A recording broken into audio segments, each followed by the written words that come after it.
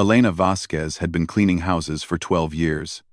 Her hands told that story better than any words could. They were rough and dry, with small cuts that never seemed to fully heal. Every morning, she would rub lotion into them, hoping to soften the skin just a little. But by the end of each day, they looked the same. Tired. Worn, like the hands of someone who had given up on gentle things. She was 43 years old, and most days, she felt every single year of it. On this particular Tuesday morning, Elena stood in the massive kitchen of Richard Harrington's estate, polishing a set of silver candlesticks that probably cost more than her annual salary. The house was quiet except for the distant hum of the central air conditioning. Somewhere upstairs, she could hear the vacuum running. That would be Rosa, her friend and co-worker, handling the bedrooms. Elena didn't mind the silence. In fact, she preferred it. Silence meant no one was watching. No one was judging. She could just do her work and disappear into the rhythm of it. The Harrington estate sat on 12 acres of prime Charleston real estate. The main house had 14 bedrooms, a home theater, an indoor pool, and a wine cellar that could hold 3,000 bottles. Elena had cleaned every inch of it at some point over the past 4 years. She knew which floorboards creaked. She knew which windows let in drafts. She knew the house better than its owner did. Richard Harrington was a tech billionaire. He had made his fortune in software during the early internet days and had spent the decades since then growing it into something almost obscene. He was 61 years old, twice divorced, and had a reputation for being difficult. The housekeeping staff had learned to stay out of his way whenever possible. Elena had spoken to him directly maybe 5 times in 4 years. Each conversation had been brief and uncomfortable. He looked at her the way most wealthy people looked at the help. Like she was furniture, like she was part of the house itself, something to be maintained but never really seen. She didn't take it personally. She had stopped taking things personally a long time ago. As she set down one candlestick and picked up another, Elena's eyes drifted across the kitchen to the doorway that led to the grand ballroom. The doors were propped open, and she could see workers moving around inside, setting up tables and hanging decorations. The annual charity gala was happening this Saturday. It was the biggest event of the year at the estate, and the entire staff had been working overtime to prepare. Elena had heard the details from the house manager. 300 guests, a silent auction, live music from some famous pianist whose name she couldn't remember, all of it to raise money for underprivileged youth arts programs. She almost laughed when she first heard that. Almost. The irony was too sharp to be funny. Here she was, a woman who had once studied at one of the finest music conservatories in Mexico, now polishing silver for a party that would celebrate giving opportunities to people like her. People who had talent but no money. People whose dreams had been crushed by circumstance. Elena set down the candlestick and flexed her fingers. They ached from gripping the polishing cloth. She looked at them for a long moment, remembering a time when those same fingers had danced across piano keys with speed and precision that made her teachers gasp. That was another life. A life that belonged to a different woman. She had been 19 when she left the conservatory. Her father had gotten sick, and the medical bills had swallowed everything. There was no money left for tuition. No money left for dreams. She had packed up her things, said goodbye to her professors, and never played professionally again. A year later, she met Roberto. They got married. They moved to the United States for a fresh start.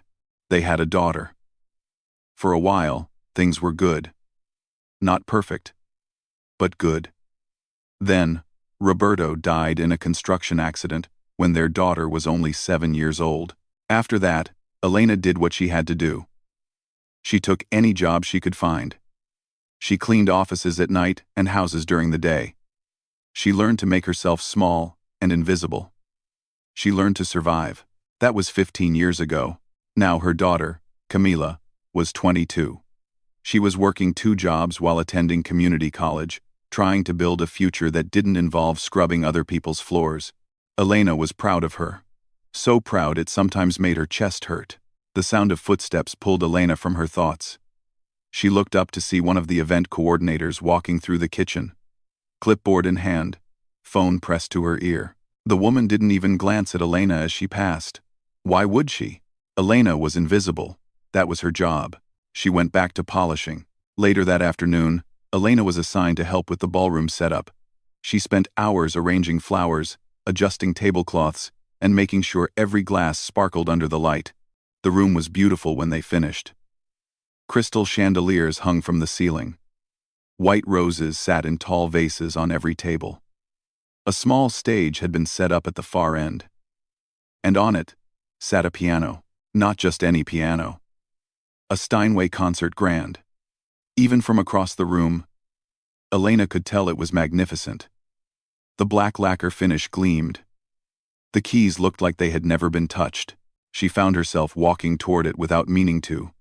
Her feet just carried her there, as if pulled by something she couldn't name. When she reached the stage, she stopped and stared. It had been so long since she had been this close to an instrument like this. 25 years. At least. Maybe longer. She couldn't remember the last time she had actually played. There was an old keyboard in her apartment, a cheap thing she had bought at a yard sale years ago. But the keys stuck, and half the notes were out of tune. She rarely touched it anymore. This piano was different. This piano was alive. Elena climbed the 3 small steps onto the stage. She knew she shouldn't be up here. She knew someone might see her. But she couldn't help it. She reached out and let her fingers hover over the keys. Not touching, just feeling the possibility of it. Her heart was beating fast. She could almost hear the music in her head. Chopin. Rachmaninoff. The pieces she had once played so beautifully that audiences had risen to their feet. Don't even think about it. The voice cut through the silence like a knife. Elena spun around, her hand jerking back from the piano as if the keys had burned her. Richard Harrington stood at the edge of the stage, arms crossed, his expression cold. He was wearing a tailored suit, even though it was the middle of a Tuesday afternoon. His silver hair was perfectly styled. His eyes were the color of steel. "This instrument costs more than you'll make in a lifetime," he said. "I don't need fingerprints all over it before Saturday." Elena felt her face flush with heat. Shame crawled up her spine. "I'm sorry, sir," she said quietly. "I was just looking." He made a small sound of disgust. "The kitchen is that way. I suggest you get back to work." Elena nodded and stepped down from the stage, keeping her eyes on the floor. She could feel him watching her as she walked away. She could feel the weight of his judgment pressing down on her shoulders. When she reached the ballroom doors, she paused and looked back. Harrington had already turned away, speaking into his phone about something that probably cost more than her entire apartment building. The piano sat on the stage, silent and waiting. Elena took a breath and walked out. But something had changed inside her. Something small and stubborn had woken up. She didn't know what it meant yet. She didn't know where it would lead. All she knew was that for the first time in 25 years, her fingers were itching to play. Saturday arrived faster than Elena expected. The estate had been transformed into something out of a magazine. Fairy lights wrapped around every tree in the garden. Luxury cars lined the long driveway, dropping off guests in gowns and tuxedos. The air smelled like expensive perfume and fresh flowers. Elena stood in the kitchen with the rest of the serving staff, listening to final instructions from the house manager. Her uniform was crisp and clean. Black pants, white button-down shirt, hair pulled back in a tight bun. She looked like everyone else on the staff. Anonymous. Invisible. Exactly as she was supposed to be. The gala officially started at 7. By 7:30, the ballroom was packed with 300 of Charleston's wealthiest citizens. Elena moved through the crowd carrying trays of champagne, keeping her eyes down, weaving between conversations she wasn't meant to hear. She caught fragments anyway.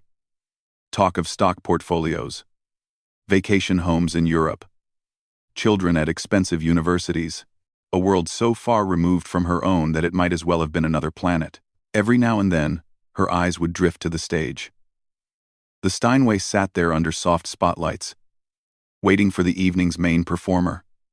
Jonathan Whitmore was his name. Elena had overheard the event coordinators talking about him all week. He was a celebrated concert pianist who had performed at venues around the world. Tonight, he would play for an hour, and then the silent auction would begin.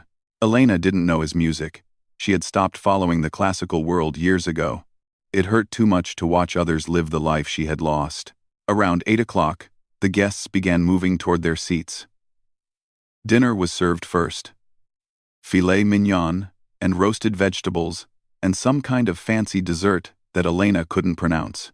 She helped clear plates and refill water glasses, always staying at the edges of the room, always staying out of sight. By 9, dinner was finished, and the lights dimmed slightly. Richard Harrington walked onto the stage to polite applause. He was wearing a tuxedo that probably cost more than Elena's car. He smiled at the crowd like they were all old friends, even though Elena knew he barely tolerated most of them. "Ladies and gentlemen," he said into the microphone, "thank you for joining us tonight. Your generosity will help provide music education to underprivileged youth across our city. And now, to remind us all why the arts matter so deeply, please welcome the incomparable Jonathan Whitmore." The applause grew louder. Everyone turned toward the side entrance where the pianist was supposed to appear. Nothing happened. Harrington's smile flickered. He glanced off stage, then back at the audience. "Jonathan Whitmore, everyone," he repeated, gesturing toward the entrance. Still nothing. A murmur rippled through the crowd. Elena watched from her spot near the back wall as an event coordinator rushed onto the stage and whispered something in Harrington's ear. His face went pale. The coordinator hurried away, and Harrington cleared his throat. "Ladies and gentlemen, it seems we have a small delay. Please enjoy some more champagne while we sort things out." He walked off the stage quickly, and the murmuring grew louder. Elena could see guests checking their watches, exchanging confused glances. Something was wrong. She moved closer to the side door, curious despite herself. Through the gap, she could see a small cluster of people in the hallway. The event coordinator was on the phone, speaking rapidly. Another staff member was pacing back and forth, and on the floor, sitting against the wall with his head in his hands, was an older man in a tuxedo.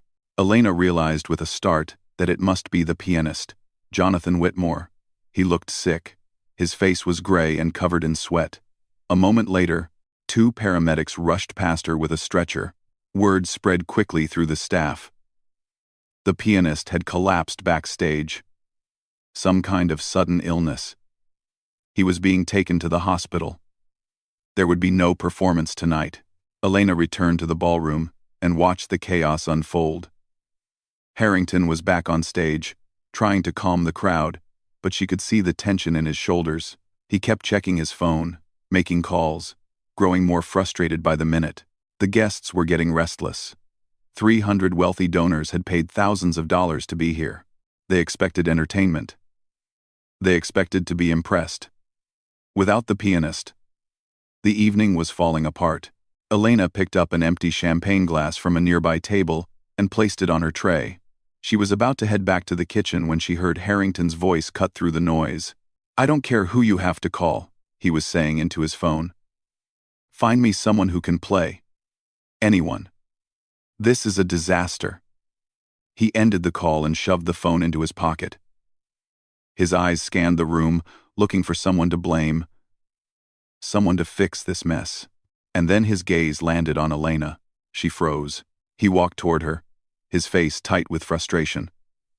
A few guests nearby turned to watch, curious about the commotion.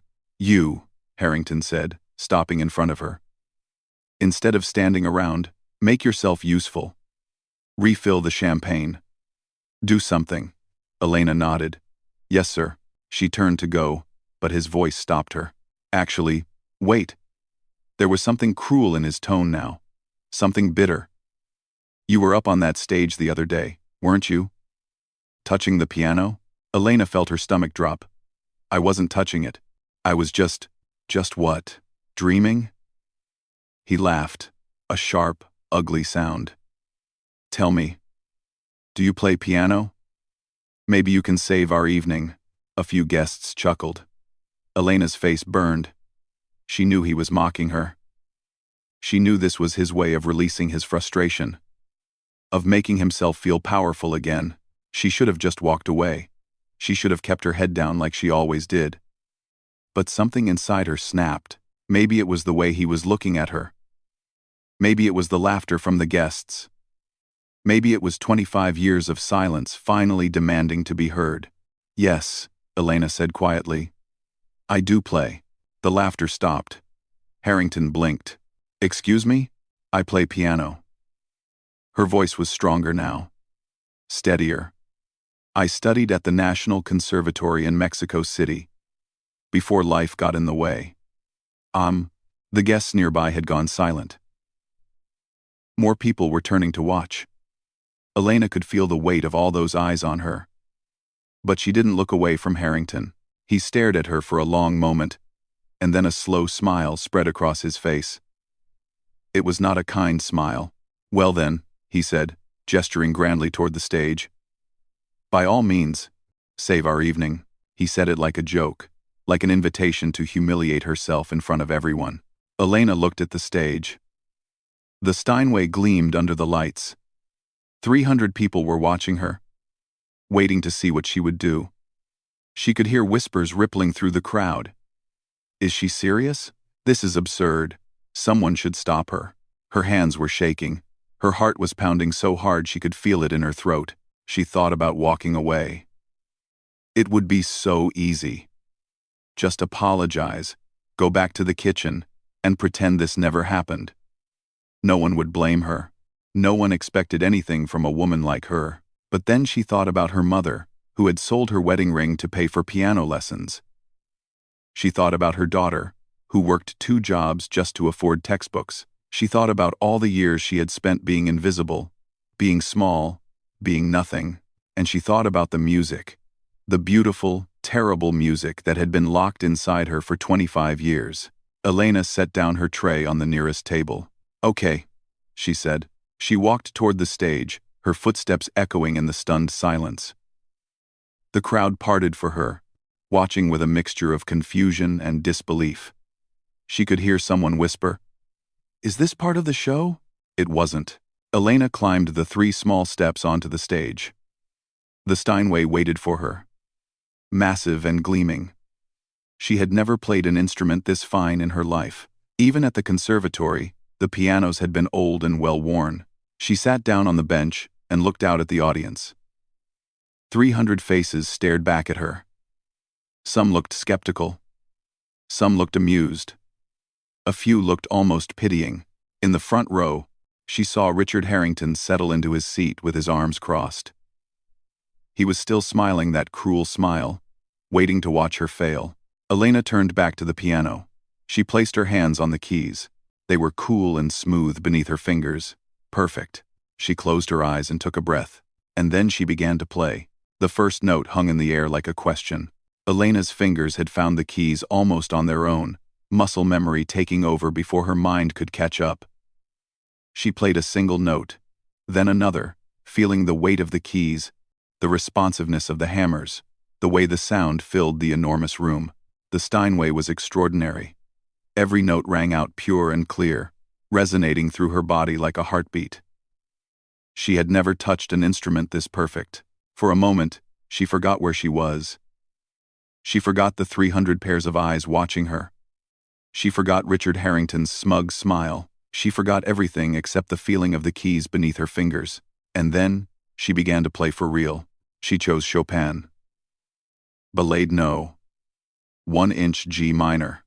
It was the piece she had performed at her final recital at the conservatory, the night before she learned her father was dying. The night before everything fell apart. The opening notes were soft and melancholy, a gentle melody that floated through the ballroom like smoke. Elena kept her eyes closed. She didn't want to see the audience. She didn't want to see their doubt or their pity or their amusement. She just wanted to play. The music built slowly. The melody grew more complex, weaving between sadness and hope, tension and release. Elena's fingers moved faster, finding rhythms and patterns she hadn't touched in decades. It was like speaking a language she had forgotten she knew. Somewhere in the back of her mind, she was aware of the silence in the room. The whispers had stopped. The shuffling had stopped. Even the clink of glasses and silverware had gone quiet, but she didn't let herself think about that. She just played. The ballade moved into its first big crescendo, and Elena let herself go. Her hands flew across the keys, pulling out thundering chords and cascading runs that filled every corner of the massive room. The music was fierce now, almost angry. It was the sound of 25 years of grief and frustration and longing, all pouring out at once. Tears began to slip down her cheeks. She didn't try to stop them. She thought about Roberto, her husband. The way he used to sit in their tiny apartment and listen to her practice on the old upright piano they could barely afford. He never understood classical music. Not really, but he understood her. He knew what it meant to her. When he died, a part of her had died with him. She thought about Camila, her daughter. All those years of working double shifts just to keep food on the table. All those nights when Elena came home so exhausted she could barely stand, but still helped with homework, still read bedtime stories, still tried to be enough. Camila had never once complained. She had grown into a strong, beautiful young woman despite everything. She thought about her mother, who had believed in her talent when no one else did, who had sacrificed so much to give her a chance at a different life. Her mother had died 5 years ago, never seeing Elena play again. All of it flowed through her fingers and into the music. Every loss, every struggle, every moment of beauty she had found along the way. The ballade moved into its quiet middle section, and Elena let the tempo slow. The melody became tender, almost fragile. It was the sound of love surviving against impossible odds, the sound of hope refusing to die. In the audience, something was shifting. Elena couldn't see it with her eyes closed, but she could feel it. The energy in the room had changed. The skepticism was gone. The amusement was gone. Something else had taken its place. She played on. The piece built toward its final climax, the music growing more and more intense. Elena's hands were aching now. Her fingers weren't used to this anymore. But she didn't stop. She couldn't stop. Not now. The last pages of the ballade were the most demanding. Rapid octaves. Thundering bass notes. A melody that soared above it all. Like a bird, breaking free from a cage, Elena threw herself into it completely, holding nothing back. And then, finally, the ending. A series of crashing chords that seemed to shake the very walls of the ballroom. And then, silence. Elena's hands lifted from the keys. Her chest was heaving. Her face was wet with tears. She sat completely still, afraid to open her eyes, afraid to face whatever was waiting for her. The silence stretched on for what felt like forever. And then someone started clapping. It was just one person at first. A single pair of hands somewhere in the middle of the room. Then another joined in. And another. And suddenly the entire ballroom erupted into applause. Elena opened her eyes. The audience was on their feet. All 300 of them.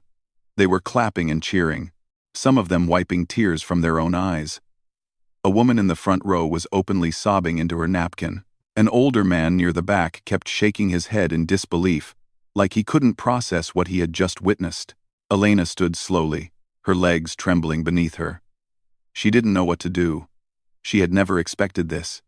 She had just wanted to play. She had just wanted to remember what it felt like to be herself again. Someone shouted, "Brava!" And others picked up the call. The applause grew even louder. Elena pressed a hand to her chest, overwhelmed. She looked out at the sea of faces and finally let herself believe it. They weren't mocking her. They weren't pitying her. They were moved. Genuinely, deeply moved. For the first time in 25 years, Elena Vasquez felt seen. She glanced toward the front row, looking for Richard Harrington. He was still in his seat, but his expression had completely changed. The smug smile was gone. In its place was something she couldn't quite read. Shock, maybe, or embarrassment, or something close to shame. Good, she thought. Let him feel it. But even as that thought crossed her mind, she realized she didn't care about him anymore. This moment wasn't about proving him wrong. It wasn't about revenge or vindication. It was about something much bigger than that. It was about reclaiming a part of herself she thought she had lost forever. The applause finally began to fade, and Elena became aware of movement at the edge of the stage. A woman was walking toward her. She was perhaps 70 years old, with silver hair and elegant pearl earrings. Her gown was simple but clearly expensive. She moved with the confidence of someone who was used to being important. Elena recognized her vaguely. She had seen her face in magazines and newspapers. This was Margaret Chen, one of the wealthiest philanthropists in the country. She had built her fortune in real estate and had spent the last 2 decades giving most of it away to arts programs and education initiatives. Margaret climbed the steps to the stage and walked straight to Elena. Without hesitation, she took both of Elena's hands in her own. "My dear," Margaret said, her voice loud enough for the nearby guests to hear. "That was the most extraordinary performance I have witnessed in 40 years of attending concerts around the world." Elena didn't know what to say. Her throat was tight with emotion. "Thank you," she managed. "I don't know what came over me. I haven't played in so long." "How long?" Margaret asked. 25 years. A murmur rippled through the crowd. Margaret's eyes widened. 25 years, she repeated softly. "And you played like that?" Elena nodded, not trusting herself to speak. Margaret squeezed her hands tighter. "Tell me your story," she said. "Tell me everything." And so Elena did. Standing on that stage, still trembling, still crying, she told Margaret Chen and anyone else who was listening about the conservatory in Mexico City, about her father's illness and the dreams she had to abandon, about her husband's death and the years of cleaning houses to survive, about her daughter, who was working so hard to build a better life. By the time she finished, the room was completely silent again. But this was a different kind of silence. It was the silence of people who had been reminded that everyone has a story, that talent and beauty can exist in the most unexpected places, that the woman who cleans your house might be carrying something extraordinary inside her. Margaret Chen had tears in her eyes. "This," she said to the crowd, "is why we do what we do. This is why arts education matters. Because there are thousands of Elena Vasquezes out there, thousands of people with gifts that the world will never see because they never got a chance." She turned back to Elena and smiled. "Well," she said. The rest of the evening passed in a blur. Elena was guided off the stage by Margaret Chen, who kept a protective hand on her arm the whole time. Guests surrounded them, reaching out to shake Elena's hand, to offer congratulations, to press business cards into her palm. Everyone wanted to talk to her. Everyone wanted a piece of the woman who had just turned their evening upside down. Elena smiled and nodded and said thank you over and over again, but she felt like she was watching it all from outside her own body. This couldn't be real. An hour ago, she had been invisible. Now she was the center of attention in a room full of millionaires. At some point, Rosa found her. Her friend and co-worker pushed through the crowd with tears streaming down her face and wrapped Elena in a tight hug. "I had no idea," Rosa whispered. "All these years, and I had no idea." Elena hugged her back. "Neither did I," she said. "I think I forgot." The silent auction raised more money than any previous year.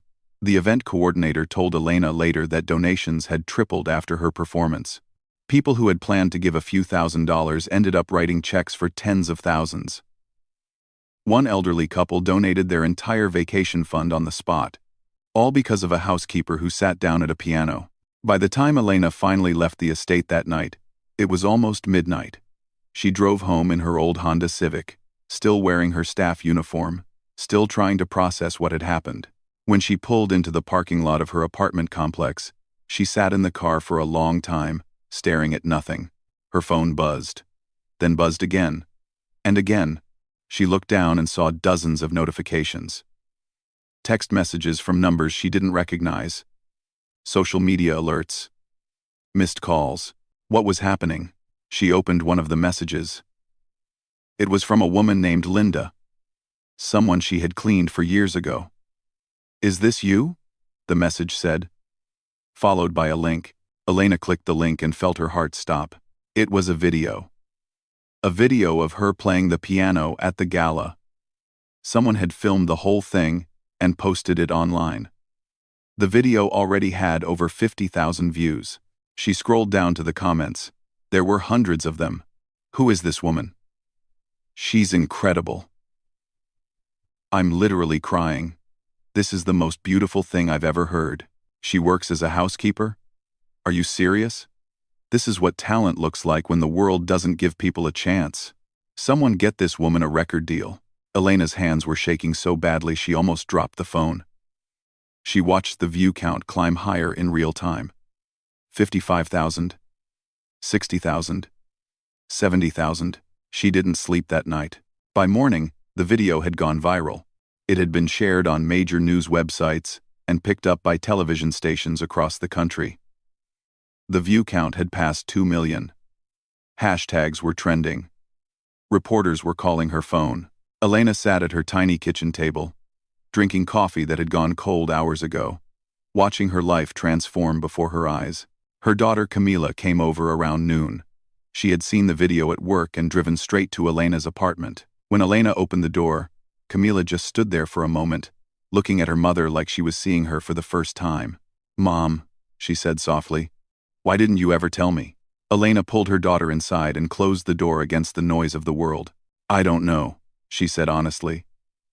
"I guess I thought that part of my life was over. I thought it didn't matter anymore." Camila shook her head. "It matters. Of course it matters." She took her mother's hands and looked at them, the same hands that had scrubbed floors and washed dishes and held her through every hard night of her childhood. "You're amazing. You've always been amazing. I just didn't know how much." They sat together on the old couch, watching the video play on Camila's phone. Elena saw herself walking onto the stage in her staff uniform. She saw the audience's skeptical faces. She saw her own hands begin to move across the keys, and she saw the moment when everything changed. "Look at their faces," Camila whispered, pointing at the screen. "Look at how they're looking at you. Look at they're looking at you." Elena watched. She saw the doubt melt away. She saw the tears. She saw the standing ovation at the end. She also saw Richard Harrington, sitting in the front row with his arms crossed. The camera caught his expression, shifting from smugness to something else entirely. By the end of the video, he looked like a man who had just realized he made a terrible mistake. That afternoon, Elena received a phone call from Margaret Chen's office. Margaret wanted to meet with her the next day. There were things to discuss. Opportunities to explore. Elena agreed, still feeling like she was dreaming. But before the meeting could happen, someone else came to see her first. It was Sunday evening when the knock came. Elena opened the door, expecting Camila or maybe Rosa. Instead, she found Richard Harrington standing in the hallway of her apartment building. He looked different than he did at the estate. Smaller, somehow.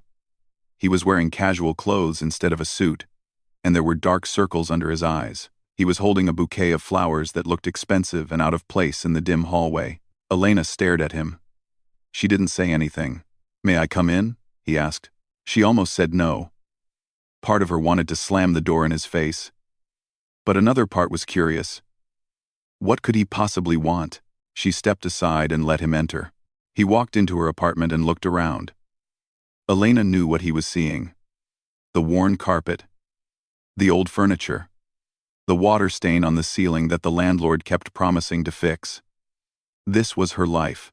This was the life of the woman he had mocked in front of 300 people. "I owe you an apology," Harrington said. He set the flowers on her kitchen table.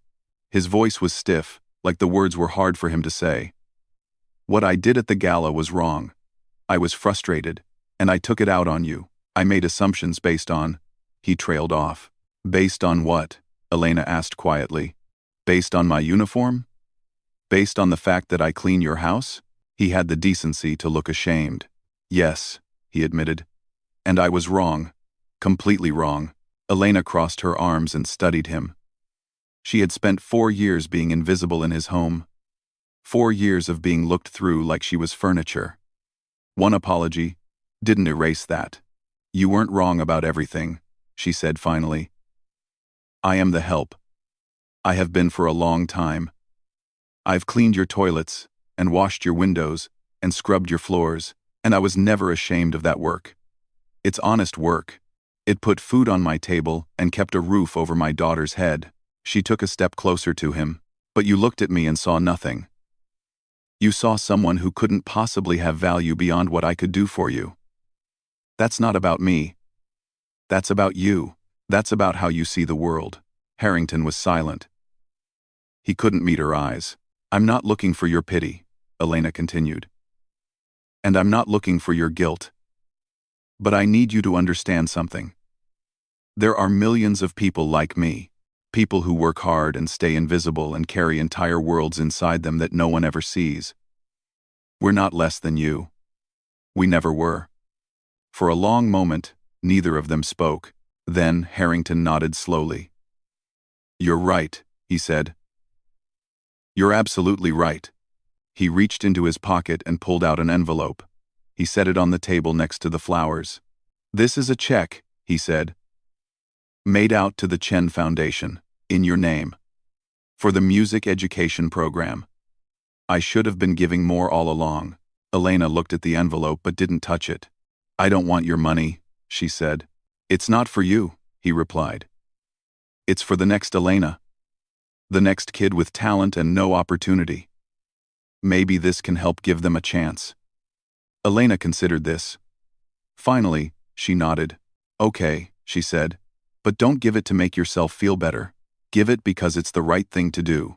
I will, he said. I promise. He turned to leave, then stopped at the door. For what it's worth, he said without looking back. It was the most beautiful music I've ever heard. Then he was gone. Elena stood alone in her apartment, looking at the flowers and the envelope on her kitchen table.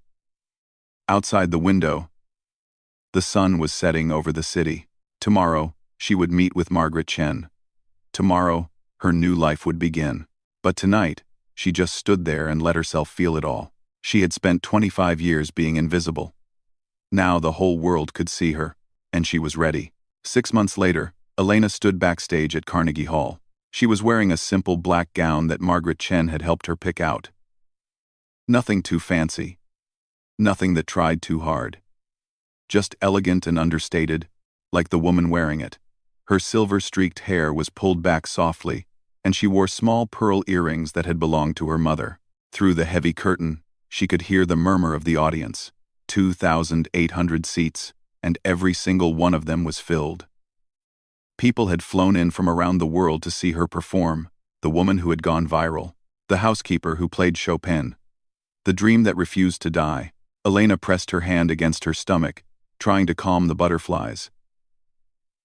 She had performed dozens of times in the past 6 months, small venues at first, then larger ones, television appearances, radio interviews. A documentary crew had followed her for 3 months, filming her story for a feature that would air next year. But this was different. This was Carnegie Hall. This was the stage where the greatest pianists in history had played. And tonight, Elena Vasquez would join them. A stagehand approached her with a clipboard. 5 minutes, Miss Vasquez. Miss Vasquez. She still wasn't used to that. For so long, she had just been Elena. Or ma'am. Or hey. You. Now people called her Miss Vasquez and asked for her autograph and wanted to take pictures with her. It was strange, wonderful, but strange. She peeked through a gap in the curtain and scanned the audience. In the front row, she spotted Camila. Her daughter was wearing a beautiful blue dress and sitting next to a young man she had been dating for a few months. He seemed nice. He treated Camila well. That was all Elena had ever wanted for her. Camila wasn't working 2 jobs anymore. Margaret Chen had personally funded a full scholarship for her at one of the best universities in the country. She was studying business now, with dreams of starting her own company someday. Elena had never seen her daughter so happy. A few seats down from Camila sat Rosa, along with several other women Elena had worked with over the years. They had all chipped in to buy plane tickets and hotel rooms for this trip. When Elena found out, she had cried for an hour. These women had stood beside her through the hardest years of her life. They had covered her shifts when Camila was sick. They had shared their lunches when money was tight. They were family in every way that mattered. Further back in the audience, Elena spotted other familiar faces. Margaret Chen was there, of course. Sitting with a group of foundation board members, she had become something like a fairy godmother to Elena over the past 6 months. Not just funding opportunities, but offering guidance and friendship. She called Elena every Sunday, just to check in. And in the very back row, almost hidden in the shadows, sat Richard Harrington. Elena hadn't expected him to come. They had only spoken once since that night in her apartment, a brief phone call where he told her about the music programs his donation had funded. 37 schools had received new instruments. 12 young musicians had been given scholarships. It was a start. She didn't know how she felt about him being here. But she supposed everyone deserved a chance to witness something beautiful. Even the people who had once tried to make you feel small. The stagehand returned. 2 minutes, Miss Vasquez. Elena took a deep breath. She closed her eyes and thought about the journey that had brought her here. She thought about the little girl in Mexico City who had fallen in love with the piano at age 6. The teenager who had practiced for hours every day until her fingers ached. The young woman who had earned a place at the conservatory through nothing but talent and determination. She thought about her father, whose illness had ended that dream. She had never blamed him. How could she? He hadn't asked to get sick, and she had been grateful for every extra month she got to spend with him before he passed. She thought about Roberto, her husband, the way he used to dance with her in their tiny kitchen, humming off-key while dinner burned on the stove. He would have loved this moment. He would have been the loudest one cheering. She thought about all the houses she had cleaned, all the floors she had scrubbed, all the years she had spent being invisible. Those years had been hard, but they had also shaped her. They had taught her humility and resilience, and the value of honest work. She wouldn't trade them for anything, and she thought about the music. The beautiful, powerful music that had been waiting inside her all along. Patient, faithful, ready to emerge whenever she was ready to let it out. 1 minute. Elena opened her eyes. She straightened her shoulders and lifted her chin. She was ready. The lights in the auditorium dimmed. The murmur of the crowd faded to silence. A voice came over the speakers, introducing her. She heard her name echo through the hall, followed by thunderous applause. Elena walked onto the stage. The spotlight was warm on her face. The Steinway sat in the center of the stage, gleaming under the lights. It was even more beautiful than the one at the gala. She ran her fingers along its edge as she passed, like greeting an old friend. She sat down on the bench and looked out at the audience. 2,800 faces looked back at her. She found Camila in the front row. Her daughter was already crying. Elena smiled. She turned to the piano and placed her hands on the keys. The hall was completely silent. You could have heard a pin drop. She didn't play Chopin this time. Instead, she had chosen a piece by a Mexican composer named Manuel Ponce. It was called Estrelita, Little Star. Her mother used to sing it to her as a lullaby when she was a child. The melody was simple and sweet, floating through the massive hall like a whispered secret. Elena played it softly at first, letting the notes breathe, letting the audience lean in. Then she began to build, adding layers of harmony and emotion, transforming the simple lullaby into something vast and aching and beautiful. She thought about her mother as she played, about all the sacrifices that woman had made, about the dreams she had carried for her daughter. Elena hoped she was watching from somewhere. She hoped she was proud. The piece ended quietly, the final notes fading into silence. For a moment, no one moved. Then the audience erupted. They rose to their feet as one, applauding and cheering and wiping tears from their eyes. Elena stood and bowed, her heart so full it felt like it might burst. She looked at Camila, who was clapping harder than anyone. She looked at Rosa and the other women, who were hugging each other and sobbing. She looked at Margaret Chen, who was nodding with quiet satisfaction, and she looked at Richard Harrington in the back row. He was standing too. He was clapping. And unless Elena was imagining it, there were tears on his cheeks. She had spent 25 years being invisible. 25 years believing that her dreams were dead and buried. 25 years carrying music inside her that no one would ever hear. But dreams don't die. Not really. They just wait. They wait for the right moment, the right stage, the right audience. They wait for you to be brave enough to let them out. Elena Vasquez had finally let hers out. And the whole world was listening. She sat back down at the piano. She had a full concert ahead of her. Chopin, Rachmaninoff, Debussy. All the pieces she had once played as a young woman with her whole life ahead of her. She was older now. Her hands had cleaned 1,000 houses. Her heart had survived 1,000 sorrows. But she was still here. Still playing. Still dreaming. And this time, she would never stop. She placed her hands on the keys once more and began to play. The music filled the hall, rising up to the gilded ceiling and beyond. Rising up to wherever dreams go.